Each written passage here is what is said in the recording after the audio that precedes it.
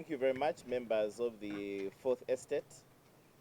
You've walked with us this journey from when it began about 3 weeks ago to today.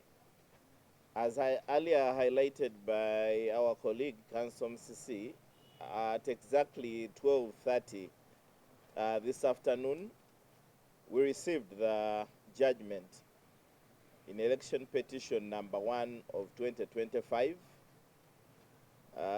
challenging the election of Honorable Nalukola as the Member of Parliament for Kawempe North constituency.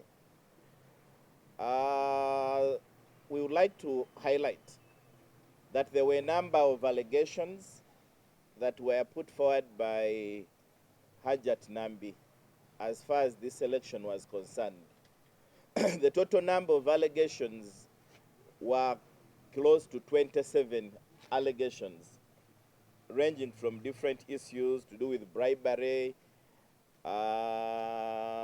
obstruction of election officials, or obstruction of voters, campaigning, and disenfranchisement. And the court has annulled this election on two main grounds. The first ground is that the non-inclusion of the votes of 16,640 as the petitioner erroneously called them affected the results of the election in a substantial manner. Secondly, that Honorable Nalukola campaigned at one of the polling stations in Kazo, Angola, and court, in its wisdom, found that this allegation had also been proved. So those are the only two grounds upon which the election and the will of the people of Kawempe North has been set aside by the Honorable Court. As officers of court, our number one obligation is to respect all court judgments, whether sensible or not, whether legal and compliant or not, or otherwise. Our duty is to respect. And we would like to say that as the legal team for Honorable Nalukola, we respect the court judgment. However, we hasten to add that we fundamentally, we legally, we factually, and logically disagree with the judgment of court because it has defied all the known legal principles under the law. We've been saying it quite often, and we shall still continue to say it, that Uganda is a Commonwealth country, and we are bound by the doctrine of precedent. We are bound by the doctrine of stare decisis. And all courts are in hierarchy. So as a high court is bound by the decisions of the Supreme Court and the Court of Appeal. And we presented evidence to court on how it should treat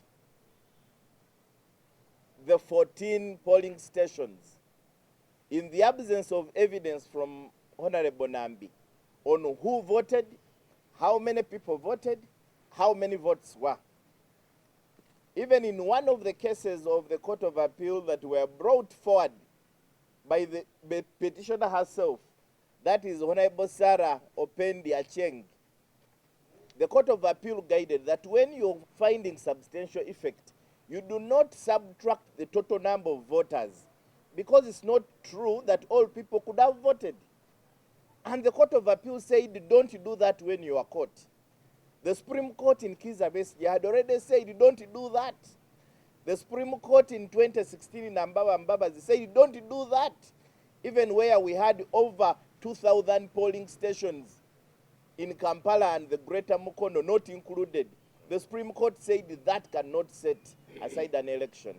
However, in the whole judgment we have seen of 56 pages, and we want to thank court that we finished the hearing on Wednesday. In 2 days, it had read over 4,000 pages, over 5,000 pages. The court had analyzed all of the evidence we had been giving in 3 weeks, in 2 days, and it came out with a judgment on Monday. keep up this precedent of 56. We first of all want to thank court for such speed, supersonic speed, unprecedented in the history of our country. And we also encourage it to keep up this even in all the other cases that we're having. But we have not seen the reason why the judge has departed from the Supreme Court. We have not seen the reason why the judge has departed from the Court of Appeal guidance on how to deal with such a situation. Because it is very fundamental to note that the will of the people, the will of 92% of the people of Kawempe North, cannot just be turned around unless there are very justifiable legal grounds. And on that alone, we have instructions from both Honorable Nalukola, who is away right now on his religious pilgrimage, and the party to challenge this finding of court, because it is against the law, it is against precedent, without justification for departure, but it also defeats logic, because there was no evidence to support that finding of court. We believe it is based on conjecture, and it is based on misapplication of the law.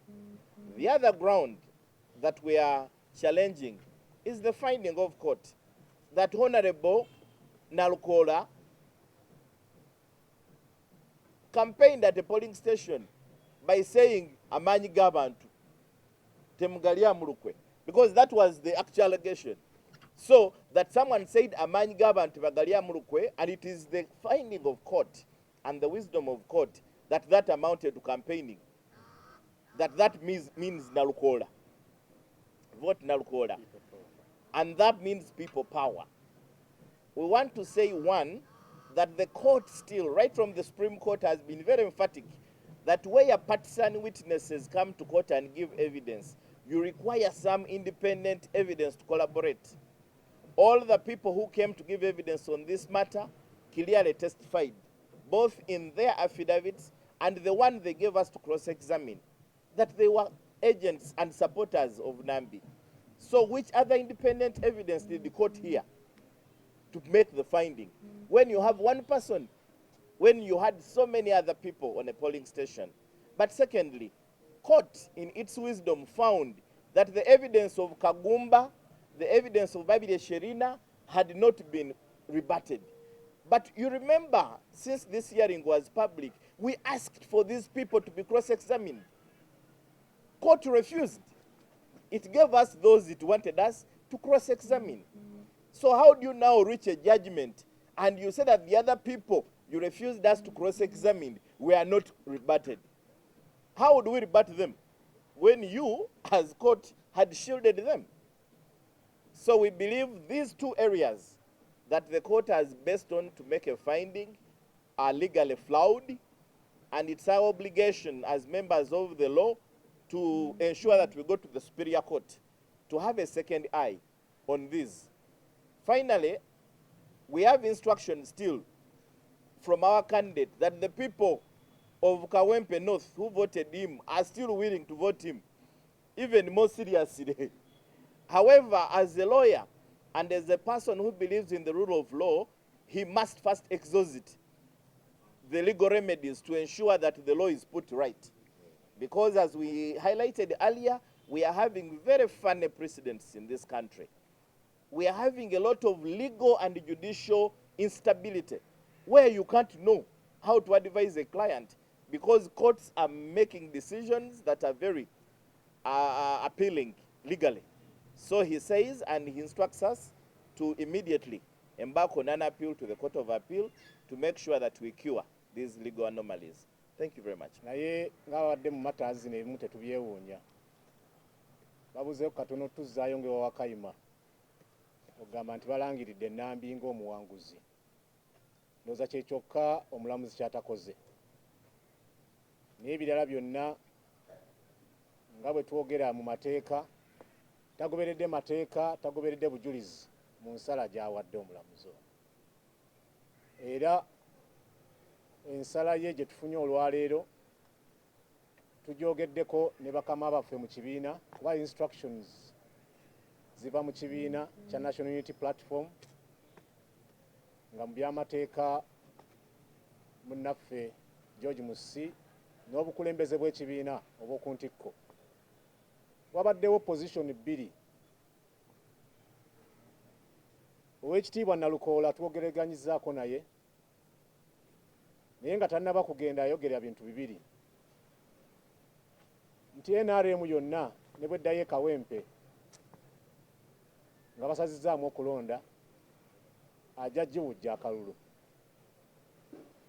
Position ey'okubiri nti nno tayinza kuleka nsonga zisaliddwawo mu bukyamu zisigale ku likodi.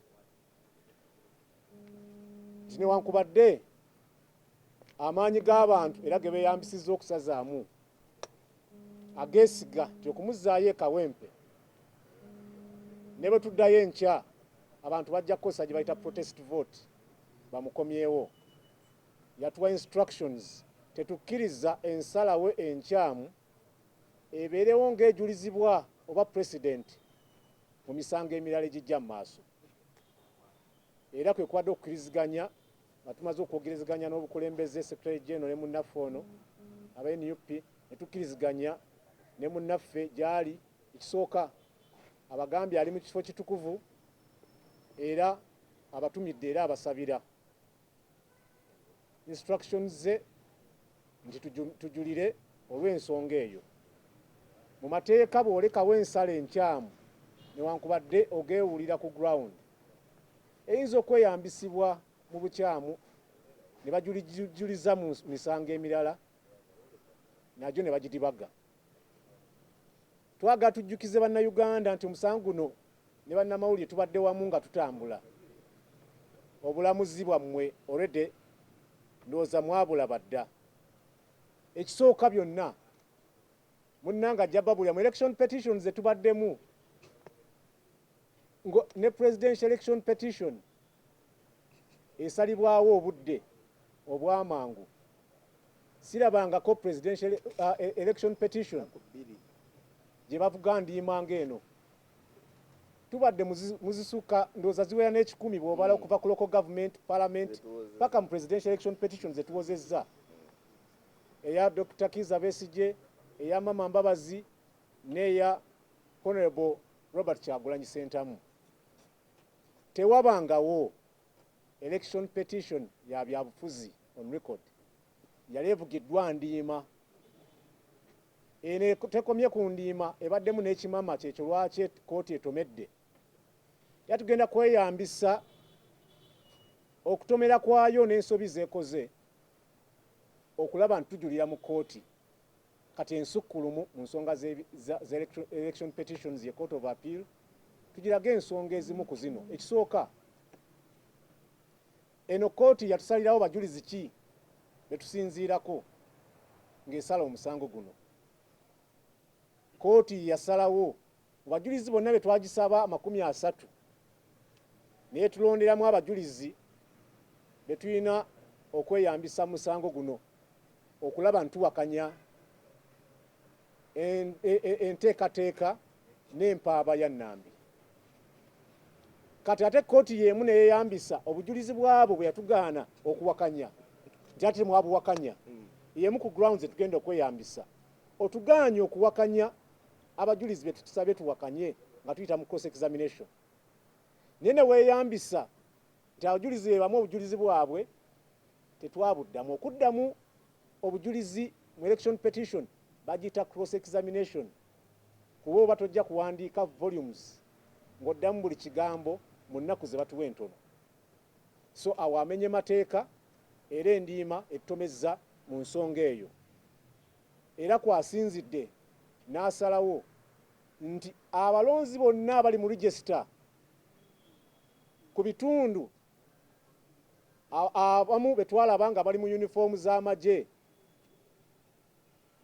ne kale ezimu ezaali mu kalwako kawakanya nga baasayasa bokisi zino nti abantu bonna 640 ng'ogasseeko abafu, ogasseeko abaava mu ggwanga lino, ogasseeko abalwadde, ogasseeko abasomi abali wabweru w'eggwanga oba bataali Kawempe.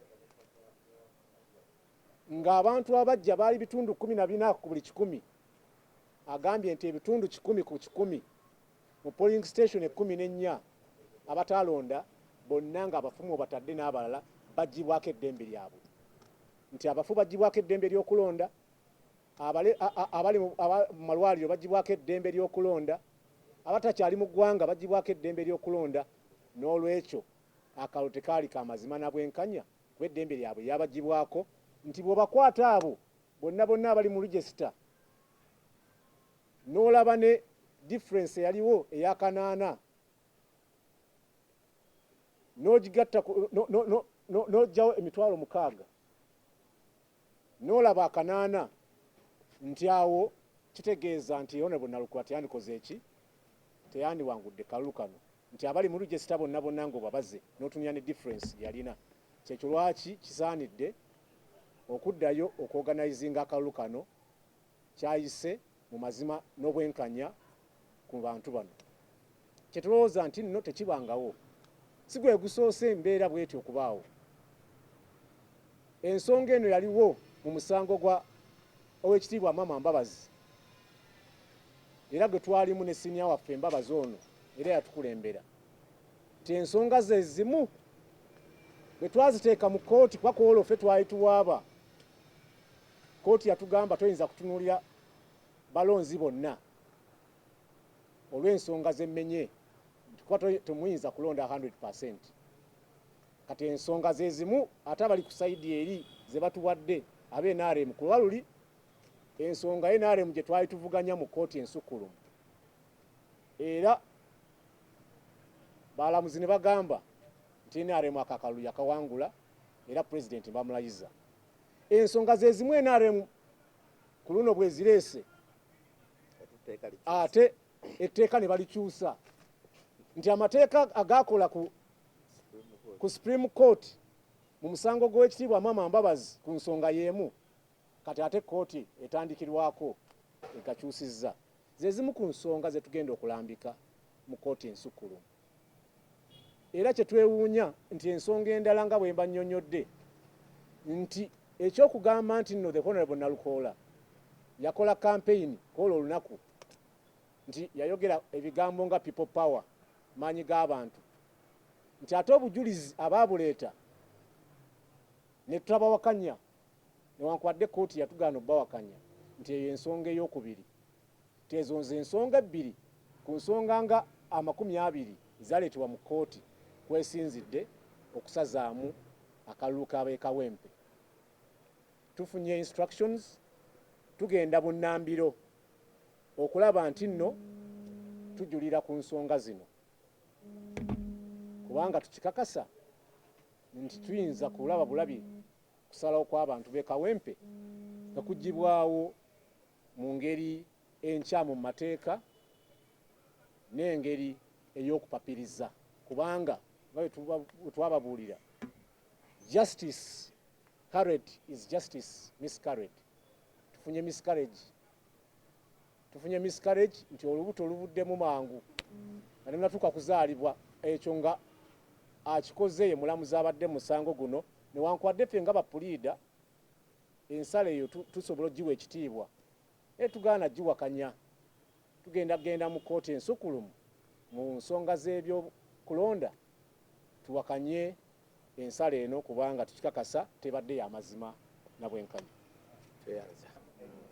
era kyandibadde kirungi nti kooti ebaako ne kyennyonnyola naye obuzibu obuliwo nti bennyonnyola bali wiringo biteeka mu nkola kubanga singa mujjukira nti we twamala election petition eya 2001 eya Kizza Besigye Supreme Court eyina recommendations eyawa n'enkyukakyuka mu ssemateeka n'amateeka agafuga ebyokulonda ge yalagira mu 2016 we tuddamu Mama Mbabazi waliwo enkyukakyuka kooti ze ya recommendinga nti we tuba twagala okulonda okulungi okw'amazima okuli compliant bawoberewo enkyukakyuka ezo naye byonna teri kikoleddwa paka olwaleero era mbadde muwulira amaloboozi ag'enjawulo mu bakulembeze ab'enjawulo mu parliament ne mu bibiina nga gayayaana okufuna enkyukakyuka mu mateeka gaki g'ebyokulonda naye amaloboozi ago gonna gatuuliddwako so kyandibadde kirungi naye ate newe kyandikoleddwa leero mu guno